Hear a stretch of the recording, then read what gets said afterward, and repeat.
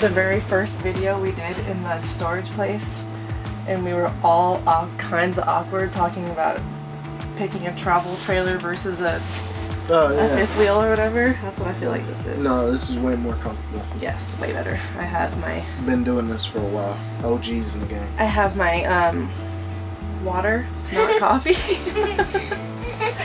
Alright, so this officially means that season 1 is over.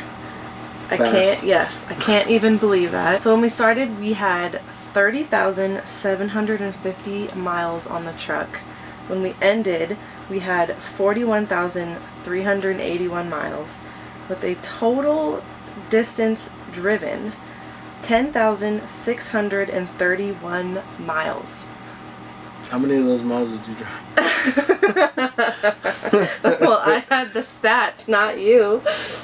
You probably drove about 25 or 30 miles. Towing. But driving around town, you probably drove maybe yeah, no, I don't a do good that. few hundred. I don't like it. I don't like it. You don't like towing? Nope. 7,115 of those miles were towed. So, you're amazing. So yeah, so that means season 2 is here. It's Christmas time. So what have we done in between? What was our last video? White Sands in New Mexico. White Sands, yeah. Until now. Well, you got to start off. We went back to our home base in Phoenix, to her mother's house, my mother-in-law. We did trick or treating in the neighborhood, which was cool because it's a brand new area. So like the kids got way more than enough candy. What else did we do? We just hung out. We celebrated Thanksgiving. Hung out, caught up on friends, family. Yep. Trailer maintenance. We had to get some trailer maintenance handled. If you can tell in the background, Kathleen put her amazing painting skills to work. She painted in here. And really, you only painted for like 4 days if you put it together. If you put it all together, it was weeks. Like little... You know, with kids, you can only do it so much at a time. Yeah. So it was like just little bits at a time, but it looks amazing. One tip, if you can't do anything to your RV, like if you can't remodel it, at least paint it. It makes a world of difference, and it just feels so much better. Got the fireplace going, stockings are up. I'm like, you're right. I'm loving this. I like it. I never wanted to paint the RV, even though when we first started, we looked at renovating one, but when we went to White Sands, we stayed at an RV park with a couple families that were in full-time families after the balloon fiesta in Alamogordo or in Albuquerque. Yeah. And Kathleen went into one of our friends' rigs, and it was painted white. Yeah. And she came out and she was like, "It's nighttime and it's bright in there." And I was like, "Okay." But because think about it, we're filming inside at night right now. Yeah, it's amazing. It's actually really bright. We never could do that before. I like it. We also went to the Loftis meetup. Loftis Party of 6. We did. We met a lot of cool people. They were actually coming through Phoenix like randomly, and so we met up with them. What else? Which they are so awesome. It was so much fun. Oh, we were challenged by... Who were we challenged by? Loftis Party of 6 and then the Stuckman Crew. I will link them both below. And that's who tagged us in this video. This 10 question... What is it? The 10 question RV challenge, I think it was what it's called. But before we got tagged in this, we were going to put out a Q&A video. So we're going to kind of combine the two. We're going to answer the first couple of questions, and then at the end will be the 10 question challenge. Alright, so tell us what made y'all to decide to do this live. Go ahead, babe. So we have a video, I think it's called A Few Reasons Why, and we kind of like randomly throughout that video talked about why, or like 1 or 2 reasons why.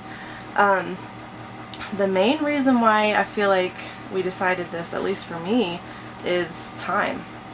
True. We never got time together. You know, he was always working, which is necessary. I mean, both of us were working. Yeah. And then, you know, your kid's in public school. We have a young kid, so we have one kid in public school and then 2 babies. It was difficult because, I mean, you get in that mode of, like, especially as a parent and a father and you're young, you want to, like, build up your quality of life, so to speak. So you raise your kids up into, you know, a nice house and a nice neighborhood, and they go to nice schools, and you drive your nice car.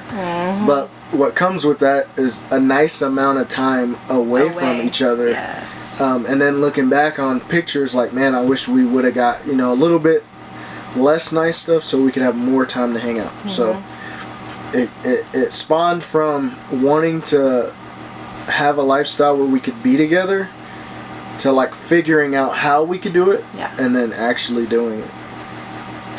It's worked out so far. Yes, it's been amazing. It's not always easy, but it's worth it. I would say it's never easy. What's that quote? a bad day camping is never worse. What is it? The worst day camping is still better than your best day at work. Yes, amen to that. Okay. Oh, so that goes into what's the hardest part?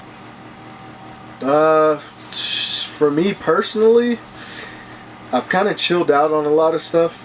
We've been on the road for a little while. When we first started, for me, the adjustment to how much work I had to do, like how much physical labor I had to do to, like, enjoy RV lifestyle. But we, like, boondocked the whole first month, like the whole first month. Yeah, almost. Like straight out the gate, we were like, we're gonna boondock. We were boondocking because I don't know, you think nature, like you think full-time RV living, which I love. Like nature, you think like camping. But that's when we started going through generators, and so he was just you're like, going through all the issues. It was a lot of like manual labor. Yeah. Which, I mean, I work like a blue-collar job, so it's I was used to labor. I just wasn't used to labor to live. Like, I was used to labor being like my job, and then I come home and I relax. Press all these buttons, everything works. RV, little different. So in the beginning, that was like my hardest thing to adjust to. Now I would say the hardest part about the lifestyle is, I would say, figuring out where you're going to be, because our travel style, we don't book ahead. We're starting to get to where we book more in advance, or at least look a little bit more in advance. But like, we literally will be like, okay, we're gonna drive from Florida to Atlanta, Georgia, and we'll just get on the road. And while we're on the road, we're trying to figure out where we're gonna stay. Right. And if we can't stay there, then we'll drive a little bit past Atlanta. Might not work for everybody. Right. It's kind of stressful because a lot of times, like today, you end up finding a place, the road is closed, you can't get to it. Yep. So now you're like, okay, in my mind, the whole 2 hours of driving, I'm thinking we're going here. Now we got to find somewhere, and you're in a downtown metropolitan area with your rig. It's not fun, but I kind of like. I don't know. I like it. But yeah. I like the challenge. And you're amazing at towing. But now we, like, to go off of that, sometimes it doesn't work out like where we were going to plan on where we planned on going today, but where we ended up being like 10 million times better. So true. Sometimes it ends up like that. Sometimes you end up in Walmart. I don't know. Just depends. Hopefully less Walmart. Yeah. Just depends on your travel style. But what do they call it? Decision fatigue? That's probably the hardest part. Yes. Because every single day you're making like a million different decisions. And it's worse when you first start. Yeah. When you first start, you don't really have a gauge or like anything to go against as far as like, am I doing this right? Are we doing it wrong? Is it always going to be this stressful? Yeah, it's not. No, it gets easier, but yes, in the beginning you go through the lumps and it's like, man. We should go back home. That was me in the beginning. I was like, I don't know if this was a good idea. But now I'm like, this was a great idea. The best idea. So, next question. How many outfits do you keep for each person when space is limited? Okay, I don't have like a number of outfits. We have bins, so each kid gets a little bin. When I do the RV tour, you guys will see it, but they all get a bin. Whatever can fit in the bin, even a little bit over the top, that's what goes. If not, it's not going. So, because we don't have a bunk room or anything like that, like we're sitting on their, we're sitting on the couch, but their clothes, there's a storage thing under the couch. True. That's where their clothes are. So. True. It is winter season, so everything's bigger. All the clothes are bigger, and then we're carrying more clothes than we did in the summer because just in case we have to layer. Yeah. So, I guess you carried more in one season than the other, but depending on how big your rig is, you can carry all seasons of clothes. And luckily their clothes are pretty small right now, so it's not a big deal. So how do you entertain the kids on travel days? Netflix downloaded movies. You don't. You pray for the best and keep it moving. Yeah, we pray before every travel day, and we pray for patience, and sometimes Sophia will pray and she'll be like, pray that we all have good attitudes. We always pray for patience. Yes, always. Always. But in most days, you end up with crazy screaming kids towards that last hour. That's why now we try to keep our travel days like at least under 5 hours. True. Because if not anything more than that, it's chaos. Even more chaos. We started out, just to give y'all like a backstory, we started out just traveling fast because we got our freedom from jobs and like the rat race 9 to 5 every day. We were like, let's go. And we just took off. We took off, kept it moving. But we were doing like, at our longest, probably 12, 13-hour drive day. Yeah. And then like... That was by mistake, but yeah. Yeah. On the regular though, we were doing like 7, 8-hour drive days. Which is, in my opinion, it was cool if you're just driving a car. Like, we've done 15-hour drive days just driving the car. Yeah. But when you're towing, that's a whole another realm of alertness that you have to have. So you get fatigued driving while towing something behind you, and then you got your kids, and then you got your wife, and she wants to stop, and then your kids want to stop, they want to use the restroom, and you're just tired. So long days like that, you're going to figure out how to maneuver what works best for your family. I'll just give you a tip. If you do have kids that are more rowdy in long drive situations, try leaving at night. Try leaving around their nap time. That way you're already on the road, you've done a few hours, you've powered through, and when they wake up, that's when you start stopping. Yeah, and you're like almost there by then. Yeah, you're pretty much We've only there. done it once, but it was amazing. I have lipstick on my teeth and my mouth. No, you have it on your lips, which is a part of your mouth, so technically. Okay. You do have lipstick on your mouth. Next question. How's your homeschool schedule? What's the program you're using, or are you doing it on your own? One of my biggest worries is getting into a strict homeschool schedule or a too loose one and not enough learning. So we have like a really loose schedule. Everyone is going to be completely different, but this is what works for us. We do Monday through Thursday most of the time, or it's just 4 days a week. That way we have a day to kind of explore or relax. And then the program that I use is The Good and the Beautiful and Master Books, and that's pretty much it.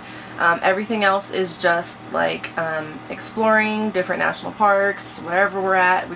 You can teach them so many different things wherever you're at. So that's what we do. We love it, and it's worked for us. But yeah, and just find if you are going to be doing this in road schooling, it's going to take a couple of weeks to months to find your like groove and your kids' learning styles. You need to learn those so that if not, like, they're going to get bored, or you're going to have difficulty adjusting, and you're going to feel like, what is going on, or like, what's wrong with me? But I promise it gets easier the more that you do it. Okay. So, one last question. Have you used your oven? Twice. The first time we cooked some garlic bread and it completely burnt the bottom of it. And the second time I saw somewhere that you should put like a pizza pan on the bottom of it, and that worked. It just takes so long. So I think we cooked the pizza and it took like an hour. We cooked 2. I remember that. So we were in Bruno Sand Dunes, Idaho, close to Mountain Home. We were there. We cooked 2 pizzas, DiGiorno's. Because it might be a different method of cooking if it's a different type. True, okay. It's not this make yourself. It was DiGiorno, so those took like 45 minutes to make. Yes. And it was scary, because our rig, you have to light it. Like, you have to get under. You have to not stick the a top flashlight, burners, just the oven. and you have to light the burner. Yeah, so we don't. It's kind of sketchy. The rig starts smelling like propane. Like, I'll just do without it. If I could put a dishwasher there instead, that'd be great. Okay. So, I think now we can do the 10-question RV challenge. Are you ready? Yeah. Well, number 1. What's the one thing you would change about your RV? The one thing I would change about it? I wish I could get a bunk room with a door in the same size. Yes. In this like 30-foot length. I'm right there. Because if we could do that, I'm good. Everything else in here, it's a 2019, so everything's brand new as far as what you're gonna get in an RV anyway, in a travel trailer. Yeah, that's mine too. The kids they're small right now, so it doesn't really matter. But I feel like if we had a bunk room, they'd have more like storage to put things. True. That's really what I want it for, and then plus so that they have a door. But other than that, yeah, I wouldn't change anything else. The room size is cool, like, and we've been in the massive toy haulers. We've been in the Class A's. Yeah, this is what works for us. This is cool when it comes to like how we travel, because we don't plan anything. Yeah. I think we'd have to be a lot better at planning if we had, the 40-foot toy hauler, 13-foot tall situation. Yeah, that's cool. That was mine too. What's the one thing you did not expect when you purchased your RV? What I didn't expect? Yeah. I didn't think I was gonna hit anything. So out the gate, that was never on my list. I'm great at a lot of things, but I never thought, because you pay for it. I'm like, I'm never gonna hit anything. I'm gonna be extra cautious. And the one time things you get happen. a little too close, happens. But that was my one thing. Everything else I expected. You did not expect when you purchased your RV? Yeah. Probably just how much maintenance there is to take care of it.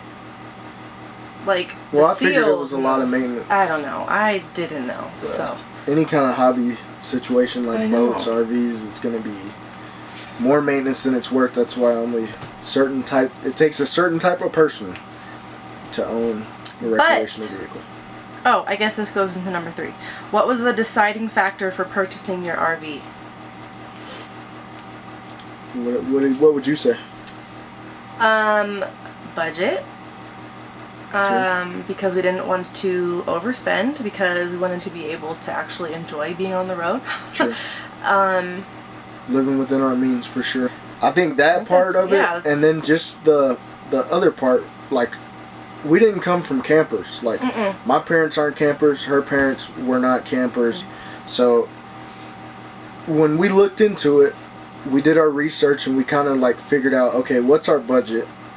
What do we need to do to get into it and afford it and still be able to like live a lifestyle in it, not just be paying for it. And then if we didn't like it, because the first time we camped, it was a whole completely different trailer. If we didn't like it, would we be able to sell it and like at least recoup a little bit of the investment we gave? And this fits everything. So. And I think the other thing was we didn't have to get a new truck. True, and that was the other thing. Yeah. I just bought a truck. Yes. And I didn't before we even knew we were doing this. I did not buy that truck to tow. Luckily, I got what I got. Yeah. What's your favorite camping meal? Ready? Yeah. Go. Tacos. Tacos, man. It's always tacos. That was my favorite camping meal in my house when I was camping in sticks and bricks. Tacos, man, it's easy. We live in the Southwest. And you can make them so many different ways. Bruh. Like, you guys asked for different cooking ideas, and it will literally be different ways to make tacos. So. Tacos. We did do steak and potatoes a day. That was pretty cool. That was cool for a travel day. Man, tacos. It's peanut butter and jellies or chips. If you don't like tacos, man, there's something wrong with you. Okay, what is your must-see destination? that we've been to already? Yeah. Or like that we would recommend to somebody, or like that we want to go to? I don't know. It doesn't say. It just says, what is your must-see destination? Let's do both. Okay. So give me your two. Well, I want to go to Alaska. So that's my must. You've been, but not in an RV. But I've never brought my own RV. I went when I was in the military, and it was beautiful. But like, I'm in a whole different place in life, so I would love to see it now, with the interests that I have now in life, like the things that I'm interested in now. I'm trying to think of it's between two. It's between Yellowstone and the Badlands. Okay. That's mine. I don't know. What are yours? So for me, I would suggest two must-go places, and they're both completely different. One, I would say the Badlands, boondocking. That view, that environment, that atmosphere, when I think of like RVing, that is what I like dream of every place being. Yeah, just be careful. And then, be careful, watch your weather. The other place I would say, which I know you're going to be like, what? Yeah, I'm curious. Is Portland. What? So Portland, Oregon, it's city camping. So when we pulled up to our RV park, I want to say we stayed in Jansen Beach. A lot of people in that park lived in their rigs full time, but none of those rigs looked like they wouldn't be able to move. Yes. Like they all were in good shape, and they were clean. So, but it's so close quarters, and then like people are out all the time, so it feels like you're in like a little neighborhood. It's just a different vibe, like city camping. They're so different. Yeah. But I had a good time in Oregon. It was fun. It was super cool. It was super cool. That surprised me. Yeah. I gotta suggest something a little different. Okay. What's your favorite thing about RVing? Everything. The time. Oh, yeah. I would say time. I feel like a real outdoorsman when I'm RVing.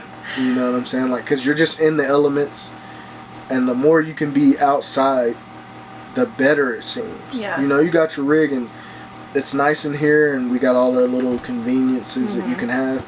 But when you're outside, it's way better. I feel like it just makes everyone happier. Yeah, you get to enjoy your kids playing, let them see nature. They're out of suburbia, so they can fall, bump, scratch their head. And then even like on the way here, we're still like, they're still adjusting.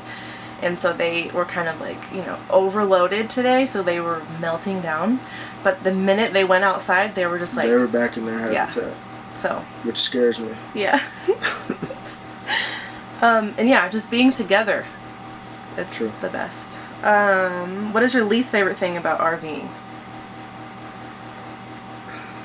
The upkeep. The upkeep and the costs. So like it's a low cost way of living. Yeah. Depending on how you choose to do it. But it comes back. You know what I'm saying? It comes back. I wouldn't say to bite you, because like when you do have to pay $1,000 here or $1,000 there, you're like, it's worth it because of what we've done and how much time we get to be together. But man, it's coming. Even if you start and you're like, I got a brand new rig, something is going to cost you money. And it's going to be a decent amount of money. But it's all worth it in the end. My least favorite thing about RVing. Least favorite thing. It's got to be like them showers. That's the only other thing, the showers. Yeah. You don't get long showers like in the house. Showers. I was going to say showers, or just like random sketchy drive days that you get into sometimes. True. I mean, those are kind of cool. For me, it's I don't know. I don't get stressed out on it. It makes me think, and I like that. I don't know. We keep you going. We keep you chilling. Right. I don't know. What is on your wish list for your next RV? Bunker. Oh, and auto levelers. I don't know, because we don't know the kind. I have like my dream rig for like when me and my wife are gonna go on the road, just us, and that's gonna be like a Class A setup with a Jeep. So So I'm not worried about like a bunk room and like True. what my kids might need. Yeah. It's all about me at that point. Me and her. That's it. I'm not worried about that. I need a big bed. Mm-hmm. So for our next rig, I don't think our next rig is going to actually be a Class A. Mm-mm. I think it's just going to be like a camping rig. Yeah. So, I don't know. I don't know. You know, make your next rig your best rig. Oh, yeah, for me it would just be a bunk room if it's now. If it's later, Right. then... If it's later... I just want all the buttons I can press. If it's later, I just need it to be automatic. Yeah. Okay, what is your favorite adult beverage at camp? Water and meal? I was gonna say hot chocolate. Yeah, I don't drink. So like... Yeah. Water and meal or... Slim, Flexus Slim, you drink that. Glass of wine. I don't drink know. coffee. I don't need coffee. Whatever we're drinking that day. Yeah. Okay, last. What's your favorite indoor RV accessory? I know mine.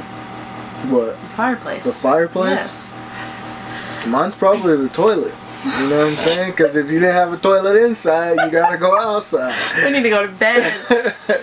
On that note, I'm just kidding. Is that really your favorite indoor RV accessory? Yeah, because everything else I can do outside. I can even sleep outside. What about your bed, the fridge? The fridge is small, like, I'm good. TV? Toilet.